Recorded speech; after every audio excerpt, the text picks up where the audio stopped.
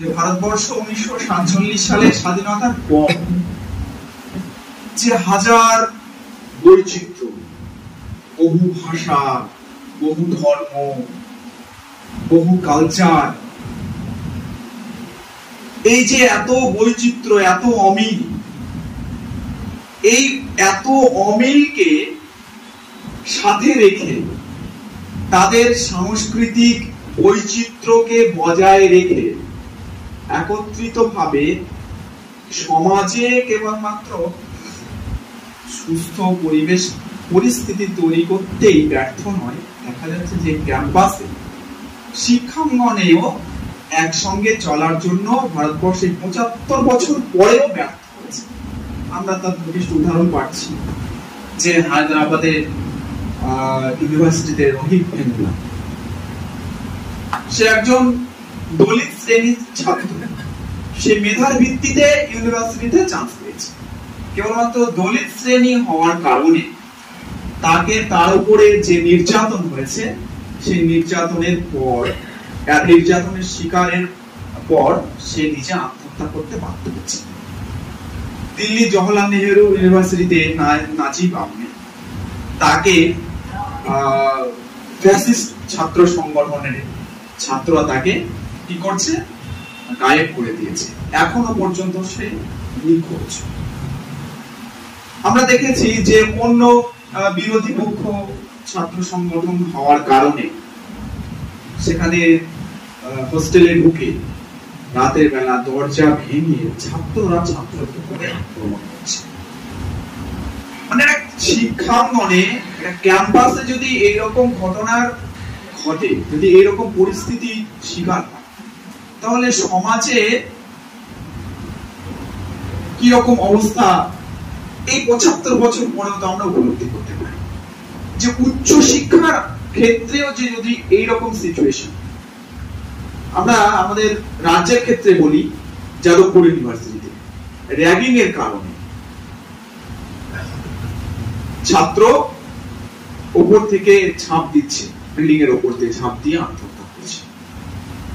আমরা দেখছি যে একেবারে সদ্য আরজিকর মেডিকেল কলেজ, সেখানে একজন ডাক্তারকে তাকে যে শ্লীলতাহানির পরে হত্যা করা হয়েছে। আজকে 21 শতাব্দীতে দাঁড়িয়ে বিজ্ঞানের চরমতম উন্নতির যুগে, যেখানে মেডিকেল টেস্টের মধ্য দিয়ে ধরা পড়ে যায় যে হু ইজ কালপ্রিট, একটা মেডিকেল ক্যাম্পাস শুধু ঘেরা গ্রাউন্ড, সেখানে সবাইকে আটক করে ক্রিমিনালকে ধরা যায় না।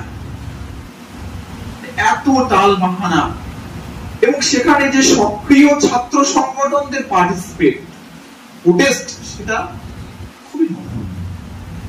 এটা নিয়ে খুব নোংরা রাজনীতি হচ্ছে, রাজনীতির ময়দানে চলে এসছে।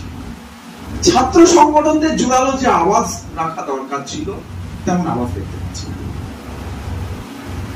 এইরকম পরিবেশ পরিস্থিতিতে দাঁড়িয়ে ভারতবর্ষের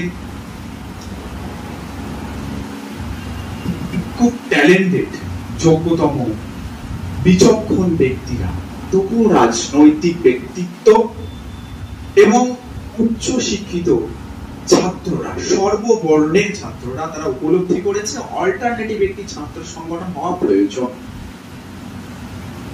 যে ছাত্র সংগঠনের মিশন হবে যে সকলকে নিয়ে, যার মেধা আছে, যার পড়াশোনা করার যোগ্যতা প্রমাণ দিয়ে ক্যাম্পাসে ভর্তি হচ্ছে, সে সুষ্ঠু পরিবেশ পাবে, ক্যাম্পাসে পড়াশোনা করার পরিবেশ পাবে, স্বাধীনভাবে তার মত রাখতে পারবে। সে যে বর্ণের হোক, সে যে গোত্রের হোক, সে যে বৈচিত্র্যের মানুষ হোক, একটা দিক। দ্বিতীয় দিক হচ্ছে যে স্বাধীনতার 75 বছর পরেও ভারতবর্ষের সংবিধানের যে মূল স্পিরিট, যে ভ্রাতৃত্ববোধ, বৈচিত্র্যের মধ্যে ঐক্য, এই বৈচিত্র্যের মধ্যে ঐক্যকে জোরালো ভাবে প্রতিষ্ঠিত করতে হবে। সেই জন্যই এই সংগঠনের এই অল্টারনেটিভ প্ল্যাটফর্মের নাম নির্বাচন করা হয়েছে ফ্রেটারনিটি, ভ্রাতৃত্ব। এই ভ্রাতৃত্বের আন্দোলনকে ভারতবর্ষের খুবই অল্প সময়ে যে পরিমাণ স্প্রেড করেছে, ছড়িয়ে গেছে, তার নজির সৃষ্টি করেছে। 2017 সালে দিল্লি আম্বেদকর ভবনে যার পথ চলা শুরু হয়েছিল, সেই ছাত্র সংগঠন দিল্লি জওহরলাল নেহেরু ইউনিভার্সিটি থেকে শুরু করে মুম্বাইয়ের টিচ, আপনারা জানেন যে রানিং স্টুডেন্ট নির্বাচনে দিল্লির বিভিন্ন ইউনিভার্সিটিতে, কেরলের কালিকট ইউনিভার্সিটির বিভিন্ন কলেজে তারা সফলভাবে অংশগ্রহণ করেছে এবং সফলভাবে তার রেজাল্ট তারা আনতে সক্ষম হয়েছে।